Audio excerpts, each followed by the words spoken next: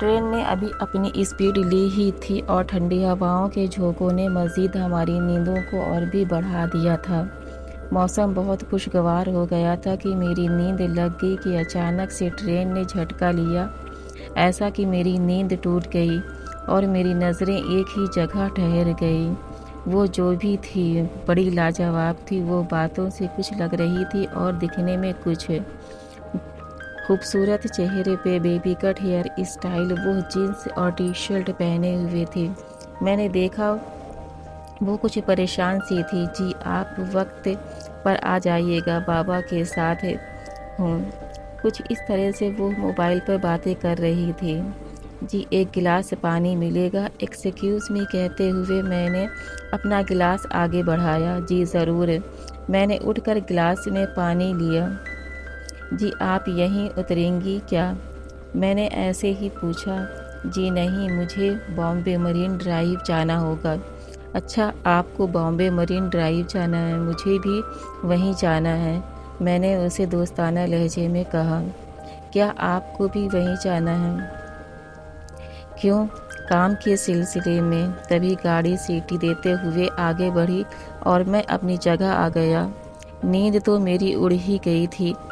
میں کبھی آنکھیں بند کر لیتا تو کبھی اسے گھور رہا تھا کہ سفر کیسے گزر گیا پتہ ہی نہ چلا، اور منزل آ گئی کہ ہم نے دیکھا کہ ایک ڈرائیور اسے لینے آیا تھا اور اس کے بابا جو ساتھ آئے تھے اسٹیشن میں ہی رک گئے تھے۔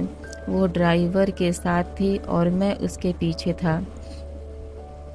اس میں ایک کشش تھی جو میں اس کے پیچھے پیچھے جا رہا تھا کہ تبھی اس کی گاڑی ایک بڑے سے گیٹ کے قریب رکی، جس کے ارد گرد بڑے بڑے درخت لگے ہوئے تھے۔ گیٹ کے باہر جن کی ڈگالیں نکلی ہوئی تھیں، منظر بڑا ہی خوشگوار دکھائی دے رہا تھا۔ میں نے گھبرا کر قریب ہی کرائے کا ایک گھر لے لیا۔ دوسرے ہی دن میں نے دیکھا وہ گھر سے باہر ایک چھوٹی بچی کے ساتھ گاڑی پہ بیٹھنے ہی والی تھی کہ تبھی اس کی نظر مجھ پر پڑی۔ جی آپ یہاں؟ وہ گرین رنگ کے شلوار سوٹ میں اور بھی حسین لگ رہی تھی۔ جی میں یہاں کرائے پہ رہتا ہوں، بس یوں ہی یہاں کا جائزہ لینے کے خیال سے نکلا تھا، مجھے یہاں کے بارے میں پتہ نہیں ہے۔ اچھا تو چلیے میں آپ کو یہاں کے بارے میں تھوڑا بتا دوں۔ جی ضرور کہتے ہوئے وہ گاڑی پہ بیٹھ جاتا ہے۔ کیا میں آپ کا نام پوچھ سکتا ہوں؟ جی ضرور۔ بندے کو توفیق بلاتے ہیں، کام کے سلسلے میں یہاں آیا تھا، اسی کی تلاش میں ہوں۔ اچھا، کام کی تلاش میں؟ اس نے ایسے بیگ میں سے ایک کارڈ نکال کر دیا۔ جی اس ایڈریس پہ پتہ کر لیجیے گا۔ جی ضرور۔ ویسے آپ کا نام کیا ہے؟ جی میرا نام نشرہ ہے، ویسے مجھے نشی بلاتے ہیں۔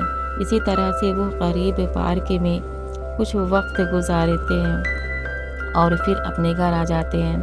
دوسرے دن توفیق آفس پہنچ جاتے ہیں، جہاں ایک خوبصورت لیڈیز موٹی اور سیم ڈیزائن بیبی اسٹائل کے ساتھ بیٹھی ہوئی کچھ لکھ رہی ہوتی ہے۔ دروازہ ناک کرتے ہوئے وہ اندر چلا جاتا ہے۔ جی میں توفیق۔ وہ کارڈ آگے بڑھاتا ہوا کہتا ہے۔ اچھا، نشی نے بھیجا ہے؟ جی ہاں، فی الحال تو پوسٹ خالی نہیں ہے۔ ہاں اگر آپ ڈرائیونگ کر سکتے ہیں تو ٹھیک ہے۔ جی میں بالکل کر سکتا ہوں۔ اگلے دن توفیق ان کے بنگلے میں کار لے کر کھڑے ہو جاتے ہیں کہ ٹھیک 11 بجے شہناز بیگم دروازے کے باہر آتی ہیں۔ ان کے بیٹھتے ہی ہم نے گاڑی کی اسپیڈ بڑھا دی۔ آپ گاڑی بہت اچھی چلاتے ہیں۔ جی شکریہ۔ آتے وقت شہناز بیگم کچھ تھکی ہوئی تھیں۔ انہوں نے گاڑی اندر لان میں لانے کے لیے کہا۔ اندر آتے ہوئے ہم نے دیکھا نشی اور اس کی بہن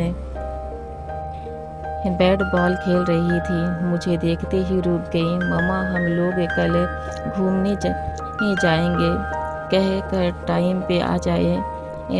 انہوں نے اسے صبح 10 بجے کا آنے کا کہہ دیا۔ دوسرے دن ہم لوگ نے 10 بجے اپنی تیاری کیے ہی تھے کہ تبھی گاڑی میں ہارن دیا اور ہم لوگ اپنے اپنے سامان کے ساتھ گاڑی میں بیٹھ گئے۔ جی آپ لوگوں کا کہاں جانے کا پروگرام ہے؟ ہاٹی، دونوں نے ایک ساتھ کہا۔ کچھ وقت کے بعد ہم لوگ ہاٹی میں تھے۔ ہاٹی واقعی بہت خوبصورت جگہ ہے۔ ہم لوگوں نے بہت مزے کیے۔ ایک بڑی سی چادر جو ہم لوگ گراؤنڈ میں بچھا رکھی تھی اسی پہ بیٹھ گئے۔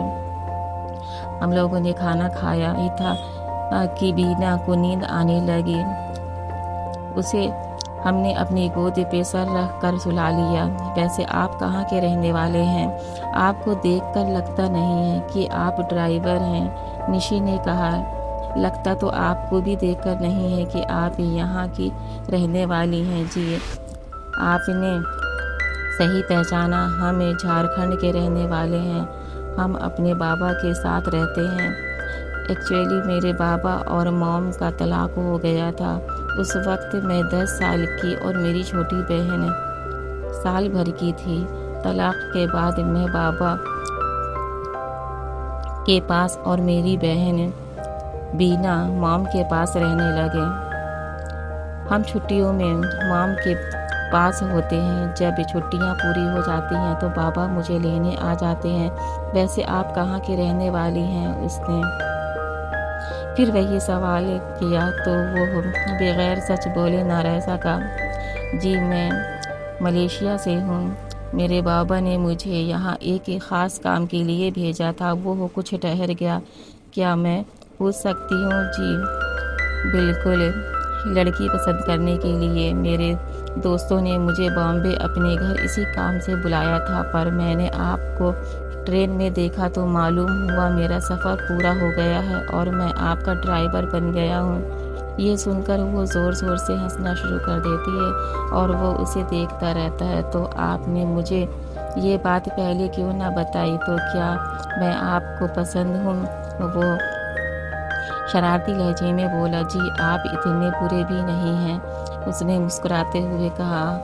ہاں ہماری باتوں میں پتہ ہی نہ چلا وقت کتنا گزر گیا اور شام ہو گئی یہ تھی۔ بینا اٹھ چکی تھی۔ ہمیں اب چلنا ہوگا ڈرائیور صاحب، وہ ہنس کر بولی۔ تو کیا آپ میرے ڈرائیور بن کے رہیں گے؟ جی بالکل۔ وہ لوگ اب اپنے گھر کی طرف جا رہے تھے۔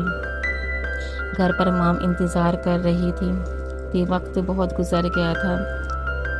تم لوگوں نے آج تو بہت ٹائم لگا دیا۔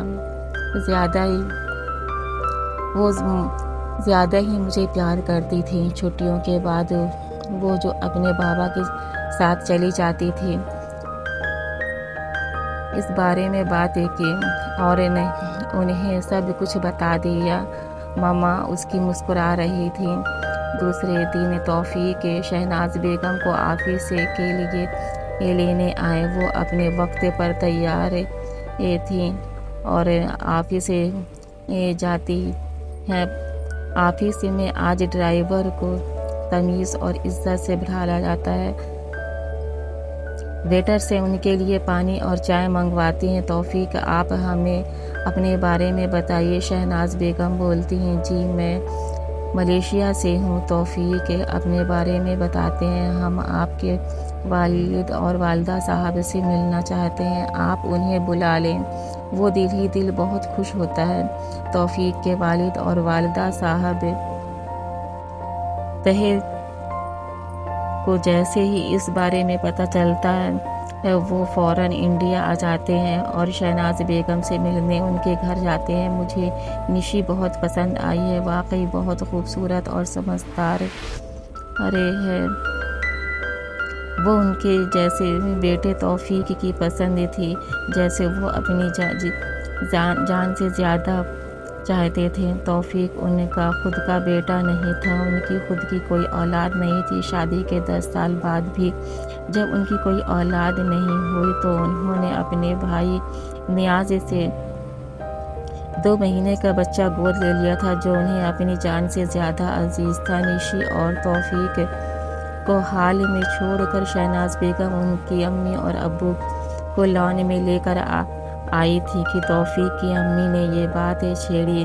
دیکھیے ہم لوگوں کو نشی بہت پسند ہے، اس میں کوئی شک کی بات نہیں ہے، پر ہم لوگ آپ کو اندھیرے میں نہیں رکھنا چاہتے۔ اصل میں توفیق ہمارا بچہ نہیں ہے، ہم لوگوں نے توفیق کو گود لیا تھا، وہ ہمیں ہماری جان سے بھی زیادہ عزیز ہے۔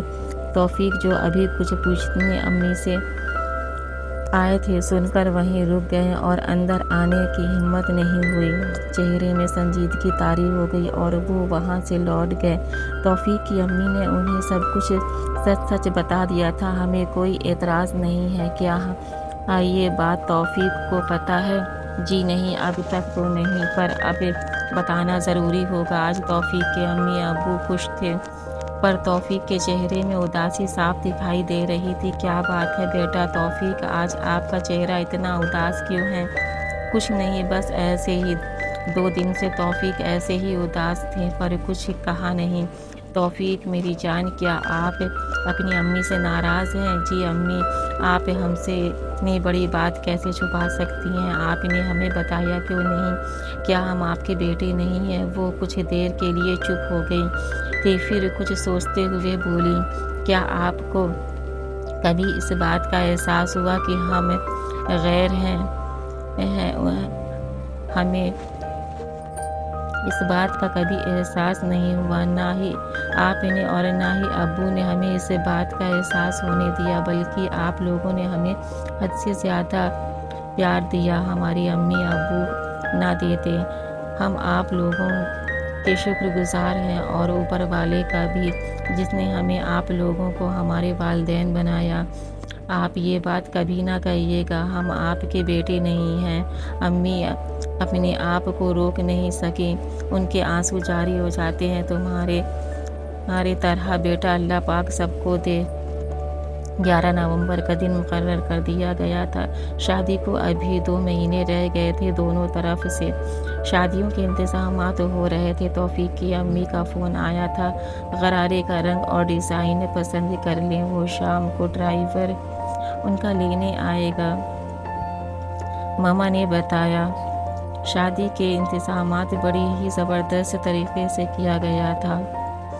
راؤنڈ شیپ ٹیبل اور کرسی پر بیٹھے مہمان، جھلمل کرتی ہوئی لائٹیں اور لائیو میوزک، یہ بڑا ہی زبردست ماحول تھا۔ دولہا دلہن ایک بڑے سے ہال میں اسٹیج پر لگی کرسیوں میں بیٹھے بے حد خوبصورت لگ رہے تھے۔